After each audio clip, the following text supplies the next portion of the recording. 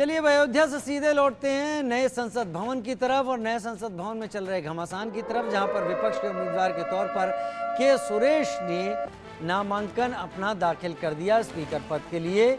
कोई सहमति नहीं बन पाई, आम सहमति नहीं बनी।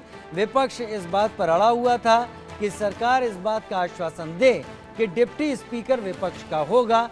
ऐसा कोई आश्वासन विपक्ष को मिला नहीं, क्योंकि एनडीए पूर्ण बहुमत में है गठबंधन के तौर पर, और इसलिए विपक्ष ने तय किया कि प्रोटेम स्पीकर के लिए अभी भगवंत मान को सुन लेते हैं। NHM है, जो भी पैसा पंजाब का यहाँ पे रुका पड़ा है उसके लिए आवाज भी उठाएंगे और पंजाब की आवाज जो है, पंजाब के लोगों की आवाज जो है वो संसद में गूंजेगी। हाँ जी, स्पीकर के नाम पे कोई सहमति? मैं तो देखो, मैं तो मेंबर नहीं हूँ, लेकिन इस पे अभी बैठ के विचारेंगे, विचार करने के बाद ही बता।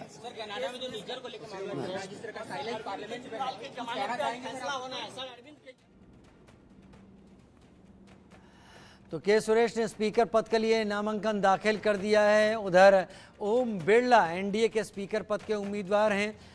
इस नामांकन दाखिल करने के बाद जो मतदान होगा वो मतदान होगा कल।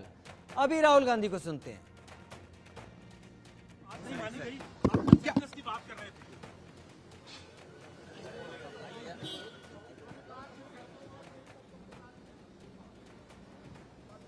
राहुल गांधी कुछ नहीं बोले इस पर और राहुल गांधी सीधे निकलते हुए चले गए।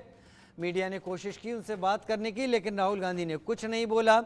हालांकि बाकी सभी नेता बोल रहे हैं इस पर, और उन नेताओं की अगर बात मानी जाए तो विपक्षी गठबंधन ने अपना संख्या बल पता करने के लिए, हालांकि वो भी समझते हैं कि इसमें जीत दूर की बात है। पहली बात तो संख्या बल पता करने के लिए उम्मीदवार खड़ा किया गया है। दूसरी बात, अगर क्रॉस वोटिंग होती है तो सरकार के लिए किरकिरी जैसी स्थिति होगी और सरकार को ये संदेश कि उनके लोग होनी चाहिए थे। कंसेंसस की बात मेरे ख्याल से इंडिया अलायंस की तरफ से पहल भी की थी, लेकिन एनडीए की तरफ से कोई जवाब या उस तरह की कोई बात नहीं हुई कि जहां पे अनोपोज या एक अच्छे सलीके से कुछ बातें आगे बढ़ती। तो इंडिया अलायंस ने अब तय कर लिया है लगभग कि वहाँ पे उम्मीदवार देने के लिए।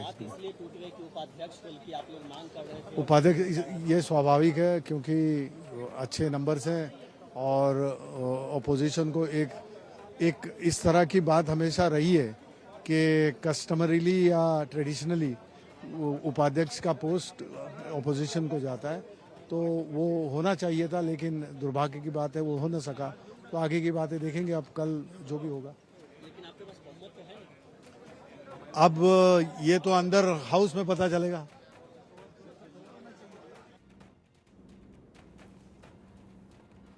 लोकसभा स्पीकर के लिए नामांकन, कल 11 बजे मतदान। लगातार लोगों के रिएक्शन आ रहे हैं। जैसे जैसे आते जाएंगे आपको रिएक्शन सुनाते हम चले जाएंगे कि संसद में इस वक्त क्या कुछ चल रहा है।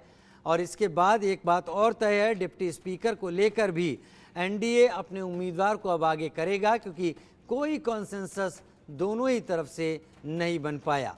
और ये कॉन्सेंसस ना बनना इस बात का भी इशारा करता है कि सत्र में आगे आने वाले दिनों में जब राष्ट्रपति के अभिभाषण पर चर्चा होगी तो ये सत्र हंगामेदार रहने की पूरी संभावना लगती है।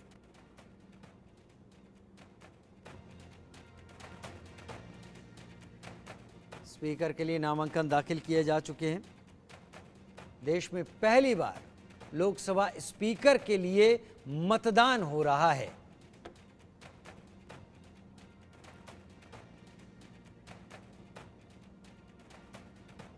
विपक्ष को लोकसभा चुनाव में मिली सीटें उसके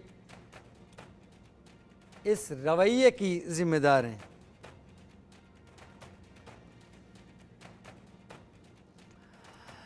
उधर बड़ी खबर का रुख कर लेते हैं। इसके साथ ही बड़ी खबर इस वक्त आ रही है केंद्रीय मंत्री पीयूष गोयल की तरफ से, जिन्होंने विपक्ष पर निशाना साधा है। उन्होंने कहा ये लोकतंत्र की परंपरा में नहीं है, स्पीकर किसी पार्टी का नहीं सदन का होता है। विपक्ष ने समर्थन के लिए डिप्टी स्पीकर की शर्त रख दी। विपक्ष का शर्त रखना ठीक नहीं है।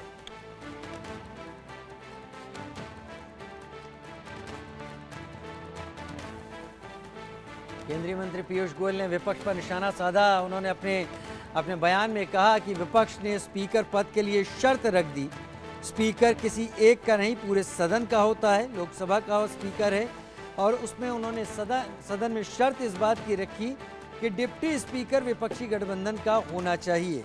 ये जानते समझते हुए कि दोनों ही जगह एनडीए अपने बहुमत में है, लेकिन क्योंकि चुनाव सहमति से हो, इस सहमति से होने वाले चुनाव में विपक्ष ने अपनी शर्त बीच में डाल दी और जब विपक्ष की शर्त नहीं मानी गई तो विपक्ष ने अपना उम्मीदवार खड़ा कर दिया। जैसी जानकारी आ रही है, अब विपक्ष का उम्मीदवार खड़ा करने के बाद ये पहली बार होगा जब स्पीकर पद के लिए चुनाव किया जाएगा। हालांकि इस चुनाव में एनडीए की तरफ से ओम बिरला की जीत पक्की है, संख्या बल पूरी तरीके से उनके पास है, लेकिन विपक्ष अब भी उम्मीद कर रहा है कि एनडीए में वो सेंध लगा लेगा और व्हिप होने के बावजूद कुछ सांसद विपक्ष के गठबंधन के उम्मीदवार के समर्थन में वोट कर देंगे।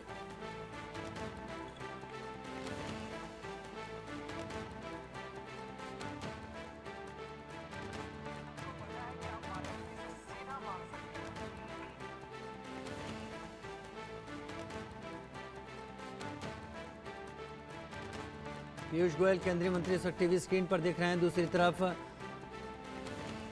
लोकसभा के अध्यक्ष के उम्मीदवार के तौर पर ओम बिरला पहुंचे हुए हैं नामांकन दाखिल करने के लिए अपना, और उनके साथ गृह मंत्री अमित शाह दिख रहे हैं।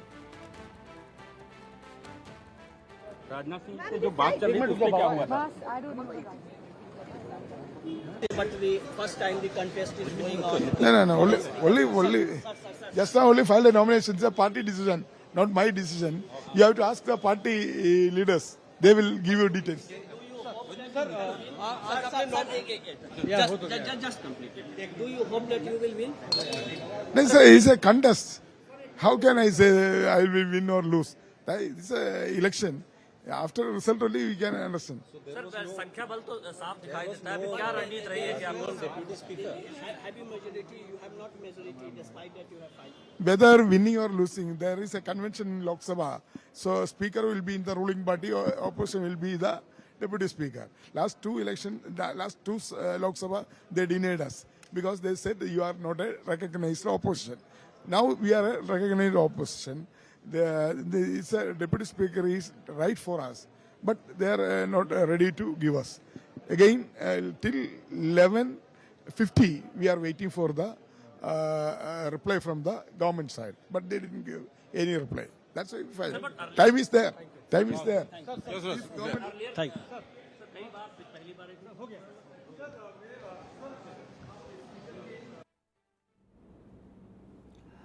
तो विपक्ष का शर्त रखना ठीक नहीं है, पीयूष गोयल का आरोप। केंद्रीय मंत्री पीयूष गोयल ने विपक्ष पर निशाना साधा। उन्होंने कहा लोकतंत्र की परंपरा नहीं है, सहमति से अब तक लोकसभा स्पीकर का चुनाव होता आ रहा था और जाहिर सी बात थी लोकसभा स्पीकर के चुनाव के लिए बहुमत एनडीए के पास था, लेकिन विपक्ष ने सहमति की बात पर साथ देने की बात तभी रखी जब उसने कहा कि डिप्टी स्पीकर उसे दिया जाए, लेकिन डिप्टी स्पीकर में भी जो बहुमत है वो एनडीए के पास है और ऐसा ना होता देख के विपक्ष ने पहली बार चुनाव के दौर में लोकसभा स्पीकर के इस मुकाबले को पहुंचा दिया।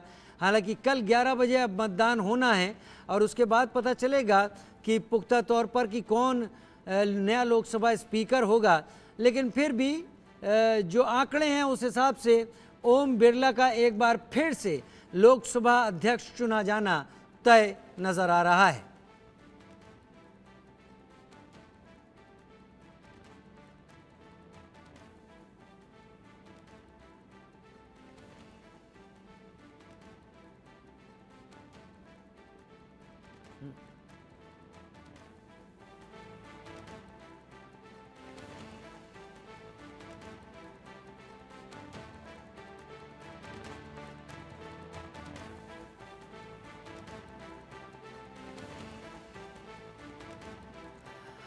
बड़ी खबर का रुख कर लेते हैं इस वक्त। बड़ी खबर का रुख कर